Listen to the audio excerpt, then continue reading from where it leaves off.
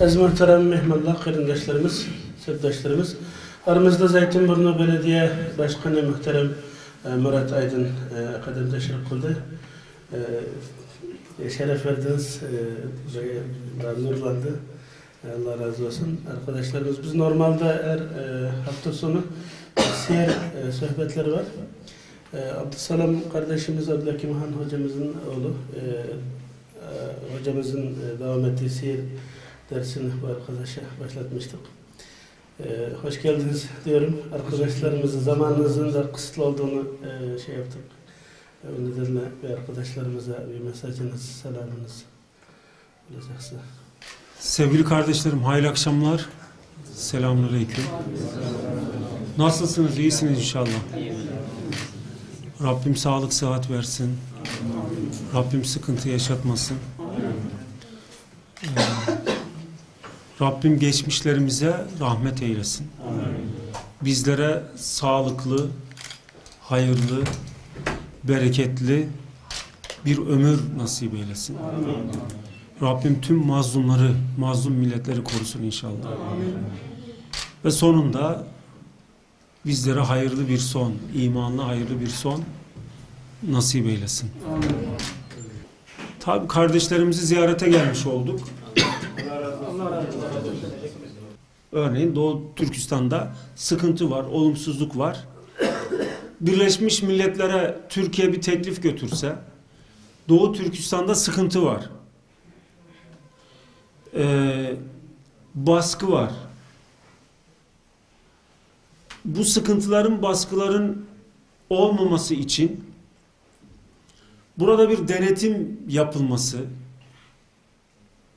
Birleşmiş Milletler'in ordusunun gerekirse orada görev alması, gözlemci olarak böyle bir teklifte bulunsa Türkiye, 5 tane ülkeden bir tanesi ya o Çin ya da Amerika ya da Rusya, Fransa, İngiltere gibi bu ülkelerden bir tanesi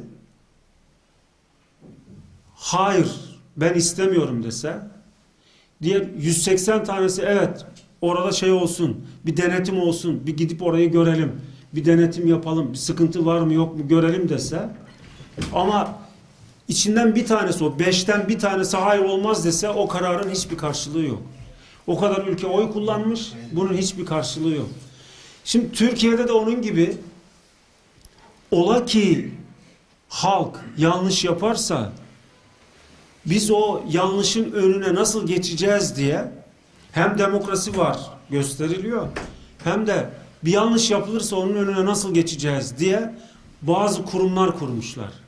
Biz ona vesayet sistemi diyoruz. İşte Cumhurbaşkanlığı onlardan bir tanesi. Şimdi oraya seçildin mi hiç hesap vermek yok. Bizim anayasamıza göre kimseye hesap vermesin. Çünkü oraya seçilecek olanlar halkın oyuyla normalde seçilmiyordu önceden. Ama 2007 yılında bir yanlış yaptılar. Referandum yapıldı. Seçim hakkı halka geçti. Seçim hakkı halka geçince oyun bozuldu büyük ölçüde. Tam bozulmadı ama büyük ölçüde oyun bozuldu.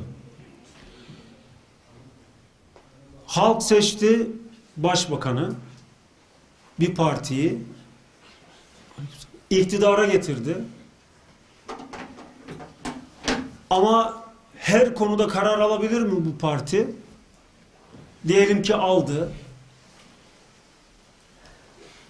Nasıl? Eğer hoşa gitmeyen bir şeyse Cumhurbaşkanı hop dur diyor. Bunu yapamazsın. İşte belli kurumlar var. Hop dur diyor. Bunu yapamazsın. O vesayet organları, belli bir azınlık, gücü elinde tutan unsur hayır olmaz diyor. Bunu böyle yapamazsın. Çünkü çobanlar da oy verdi, okumamışlar da oy verdi, köylü de oy verdi. Yani onların sayısı çok olunca bizim istemediğimiz gibi bir durum ortaya çıkabilir. Öyle bir yaklaşım oluyor ve sonucun kendilerini etkilememesi için işleri durdurmak üzere kurgulanmış şey, bizdeki yapı. Şimdi 16 Nisan'da o gücü elinde tutanlardan gücü halka aktarmayla ilgili bir oylamada bulunacağız biz. Bu 16 Nisan'da evet dersek aslında şunu demiş olacağız. Son sözü söyleyen o azınlık değil, halk olacak. Şimdi bizim 550 tane milletvekili var. 550 kişiyi bir şekilde etkileyebilirsiniz. Zaafı olanlar olabilir. Korkutabilirsiniz. Silahı dayayabilirsiniz. Bir şekilde onları etkilersiniz. İstediğiniz adamı seçtirirsiniz. Önceden öyle yapılıyordu. 80 milyonu nasıl etkileyeceğim? Tamam, televizyonlarım var, şunun var, bunun var ama neticede 80 milyon. Nasıl etkileyeceğim? Etkilemek mümkün olabilir mi? Olabilir ama çok çok zordur. Şimdi söz 80 milyon eline geçiyor. Asıl mesele bu. Öbürleri yok oluyor. Öbür anlayışın hükmü ortadan kalkıyor. Onun için varlık yokluk meselesi diyor adamlar. Bunu açık söylemiyorlar da böyle. Yani işte varlık yokluk meselesi derken bu.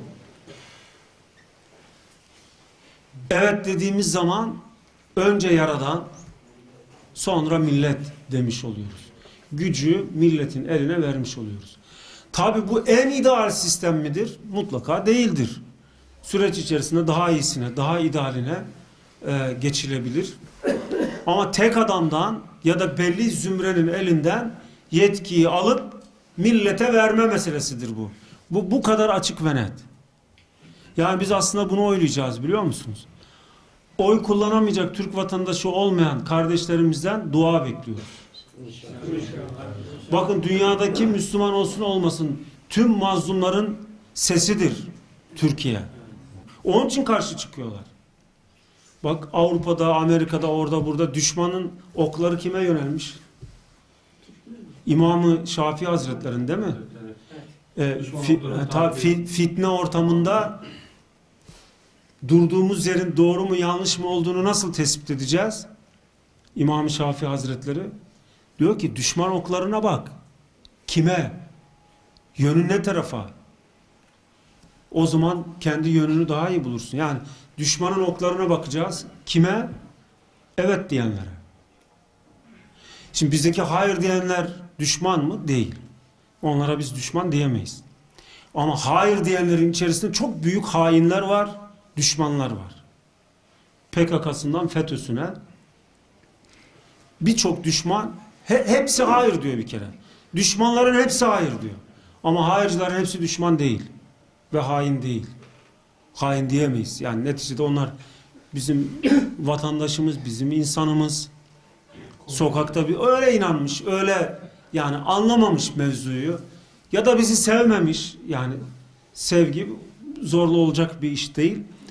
Şu ya da bu sebepten karşı duruyor. Fakat düşmanların hepsi hayır diyor. Özetle. Bu ümmet için, bu ülke için, bu topraklar için, değerlerimiz için bana göre tabii ki son derece önemli bir olay. Onun için her ne kadar Türk vatandaşı olmayan kardeşlerimiz referandumda, halk oylamasında oy kullanamayacak olsa da dua bekliyoruz. Yani Rabbim mazlumların yardımcısı olsun. Oy kullanabilecek olanların da mutlaka evet demesini arzu ediyoruz. Ne olur yani şunu yapalım.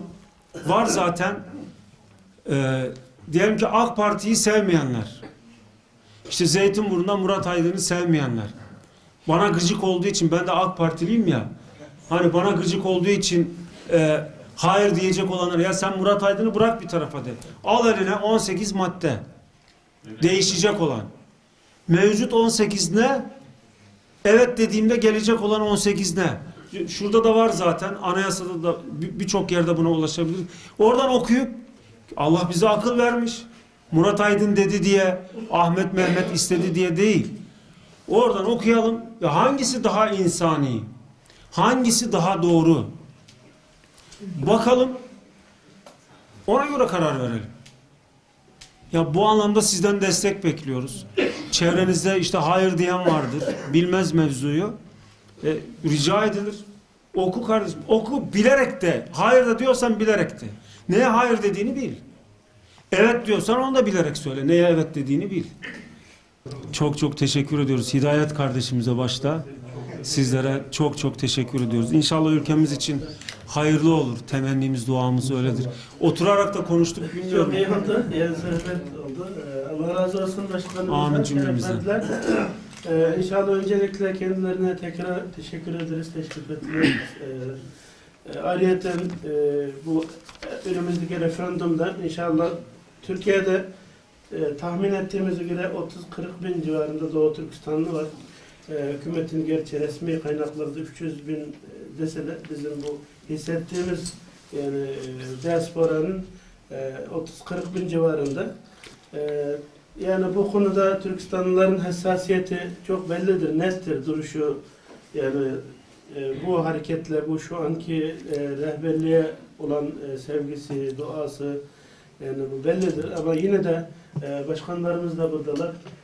Biz bu konuda Doğu Türkistanlı STK'lar da inşallah bir platformumuz var. Platform çerçevesinde bir evet rengimizi açıklayarak gazetelerde de ilan vermeyi düşünüyoruz. İnşallah başkanlarımız da bunu başladık. Bugün Milli İrade platformunda toplantı yapmıştık. Şimdi ayrıca inşallah 12 Nisan'da Başakşehir'de stadyumda toplantı olacak. Bütün Türkistanlıları zaten şey yapacağız. Ama orada anlatılan çok vahim bir tablo vardır sizler. Yani şimdi mesela dün akşam bir söylenti oldu. Ankara'da biraz bir şey oldu. İzdırap gibi bir şey oldu. Ne o? Geçen akşam bu ülkenin şeysiyle bir söylenti sosyal medyada şey yapmışlar. Evet. Şimdi önümüzdeki süreçte bu son günler aynı 15 Temmuz gibi o şuurla teyakkuzda önemli olan 14, 15, 16 bu 3 gün yani çok teyakkuz içerisinde herkesin bu hareket edilmesi, sahip çıkması. Çünkü ilerideki gelecek 100 senenin bu 16 Nisan'da bir kapı açılacağı ve aksi takdirde onun aksini düşünmemiz gerektiği konusunda böyle bir kanaat ortaya koyuldu inşallah. Tabii yani bu iş böyle alttan alıyorlarmış gibi gösteriyorlar falan öyle değil. İşte daha nasıl ne tür kelimelerle ifade edilebilir bilmiyorum. Yani yok olup gideceğiz gözüyle bakıyor hainler. Gücü elinde tutanlar, millete tepeden bakanlar, milletin değerleriyle barışık olmayanlar, ülkenin sahibi olduğuna inananlar ve sahibiymiş gibi davrananlar baktılar olmuyorlar. Ortalığı yine dışarıdakilerle beraber. Bak biz burada referandum yapıyoruz. Almanya'ya ne? Hayır de deriz, evet de deriz. Öyle ya. Avrupa Birliği Vatikan'da toplanıyor Papa'nın başkanlığında. Yani bu ülkede bir referandum, halk oylaması yapılıyor. Bir değişiklik talebi var. Düşünürüz, tartışırız, değerlendiririz. Hayır da deriz, evet de deriz. Avrupa'ya ne? Amerika'ya ne? Ne alaka yani? Onlardakine biz karışıyor muyuz? Ama biliyorlar ki evet olursa Türkiye'nin önü daha bir açılacak. Türkiye'de güç milletin eline geçecek. Millet de kendi geleceğine sahip çıkacak. O da onlar için iyi olmayacak. Dolayısıyla biz her şeyi de bekliyoruz işin gerçeği. Yani her türlü pisliği yapabilir ama hesapların daha da üzerinde Allah'ın hesabı var. Biz oraya teslim olmuşuz. Cenab-ı Hak inşallah burası son kale, son kaleyi korumayı nasip eder. Son kalede sükunet devam eder. Bak işte Doğu Türkistan'dan başımız sıkışınca buraya geliyoruz. Batıdan buraya geliyoruz. Buradan nereye gideceğiz? Yok daha. Nereye gidebiliriz yani? Yani ümmetin sakin bir limanı gibi burası. Bir de tabii Müslüman olan olmayan herkes açısından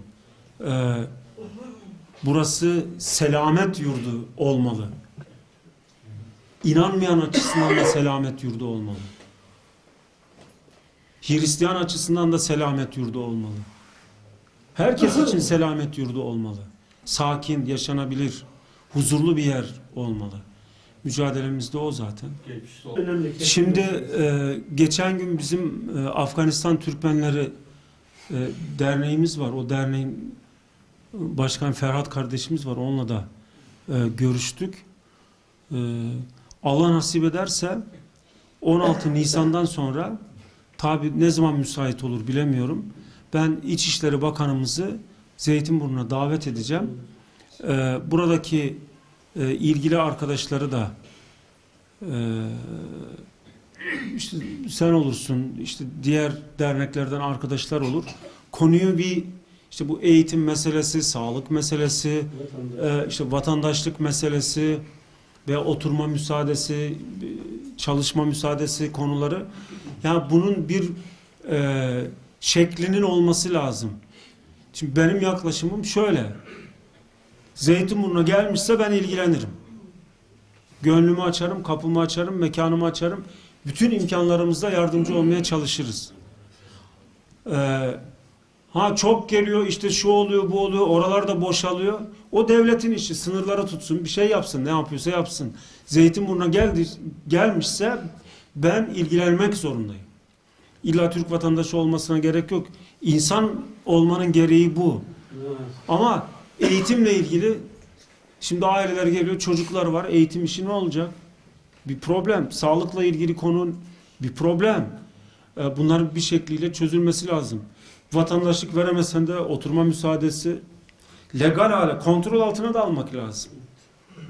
Suça bulaşmadığı sürece imkan vermek lazım. Yolunu açmak lazım. Suça bulaşıyorsa o zaman gereken yaptırımı uygula. İşte tüm bunları nasip olursa 16 Nisan'dan sonra, şu an çok yoğun biliyorum. Yine yoğun olmaya devam eder ama İçişleri Bakanımıza konuyu ileteceğiz. Zeytinburnu'muza davet edeceğiz. Onun müsait olduğu bir zamanda burada dernek başkanlarımızla beraber, işte aksakallarımızdan da alırız yanımıza, bir heyetle bu meseleleri konuşacağız. Onu ifade edeyim. Ben geçmişte son işte 5-6 yıl öncesine kadar yaklaşık 10.000 kişinin vatandaş olmasına katkı verdik. Bakanlarımıza ilettik, konuştuk. Önce oturma müsaadesi alınmasına işte yardımcı olduk. Sonra vatandaşlığa geçtiler. En az 10.000 kişiye böyle yardımcı olmuşuzdur. Ama bir 6-7 yıldır işte Suriye'deki hadiseler vesaire son gelişmelerle bu konuda maalesef bir mesafe kat edilemiyor. Yani onu da ifade edeyim. Başkanım, benim... Sizin derdiniz bizim derdimiz, onu bilin. Sizin geleceğinizin haberini alan arkadaşların biri emaneten size iletmek istedikleri konular vardı. Ben çok özetle kısa size yapayım.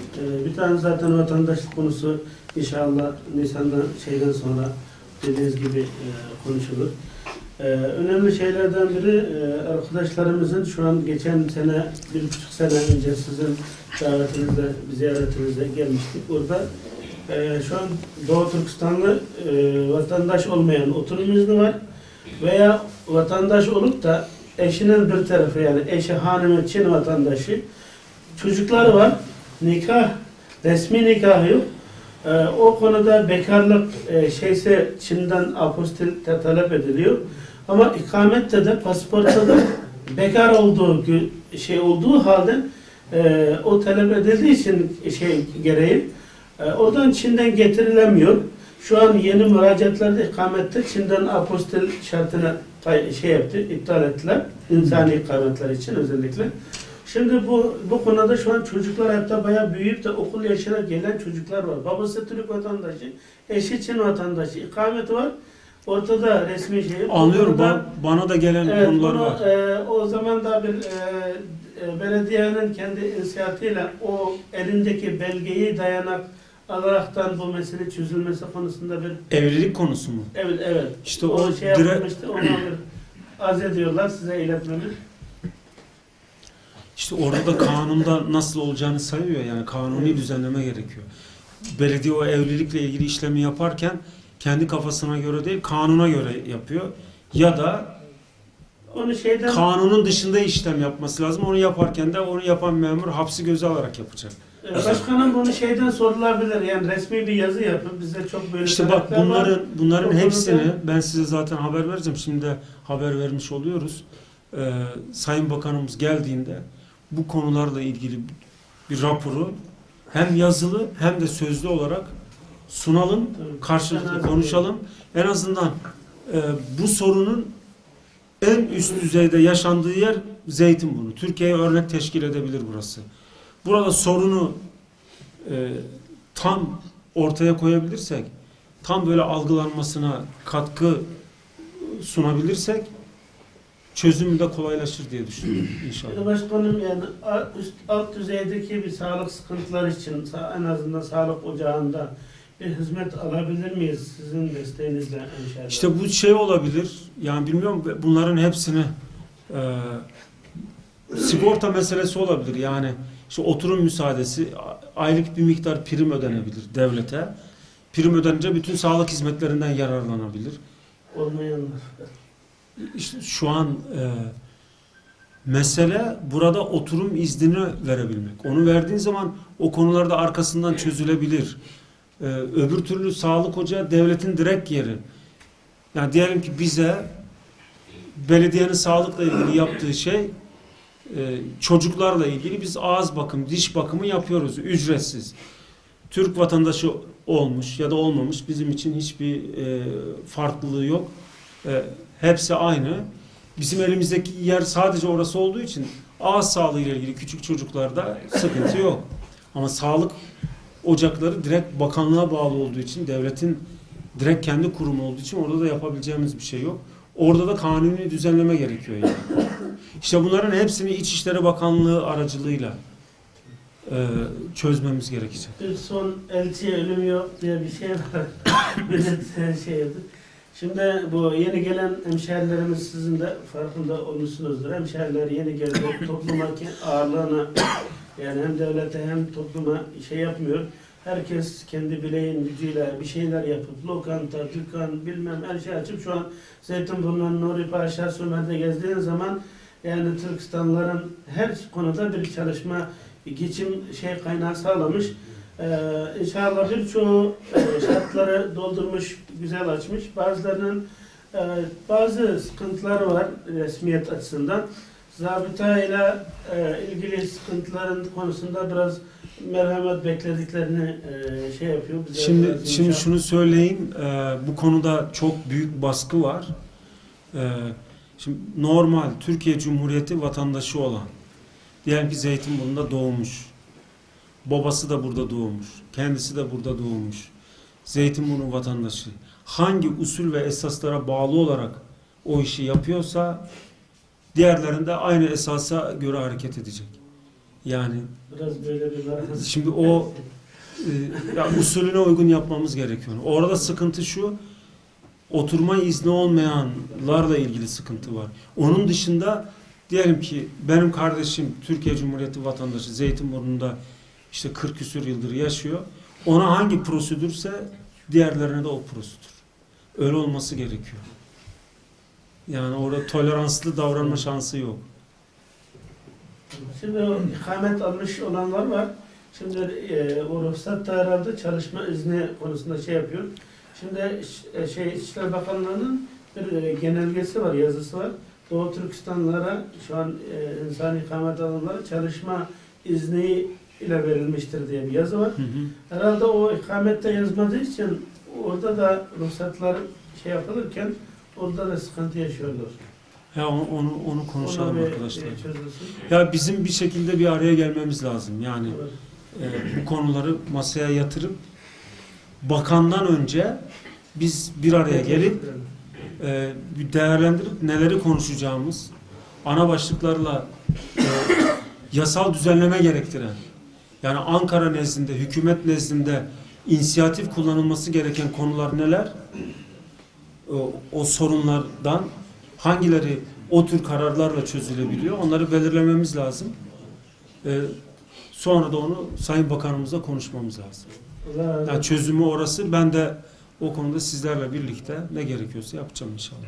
Allah razı olsun başkanım.